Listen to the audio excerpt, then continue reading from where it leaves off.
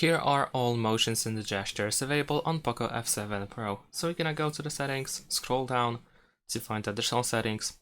And first we're gonna go to the gesture shortcuts, because over here we have, for example, the digital assistant, which allows you to activate Google Assistant or Gemini by pressing and holding the power button for half a second.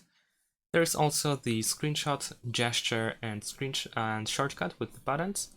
So if you want to take a screenshot with the gesture, then we can slide 3 fingers down as it is presented over here on the left side. And of course we have the volume down plus power button for screenshot as well. You can also capture a selective or a partial screenshot, once again by using 3 fingers, but this time without swiping down. We can just simply press and hold our 3 fingers on the screen. There's also the launch camera gesture, or shortcut actually. And we have 2 options in total. We can double press the power button to launch the camera, or we can double press volume down when the screen is locked. We can also go to the flashlight.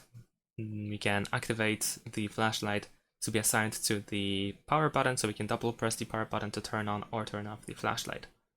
And of course we can customize the power off or reboot the power menu in general as well. So we can choose to use power and volume up or just power button.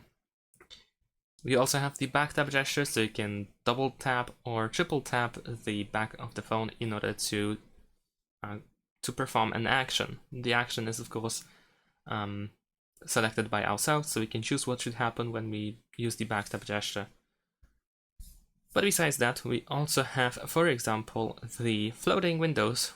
So if you receive a notification, then you can drag it by the handlebar in order to turn it into the floating mode. You can resize the window, you can move it around and close it as it is presented over here on the screen.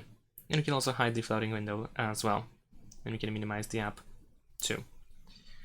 So that's, I believe, all. These are all major gestures that we can do on this phone.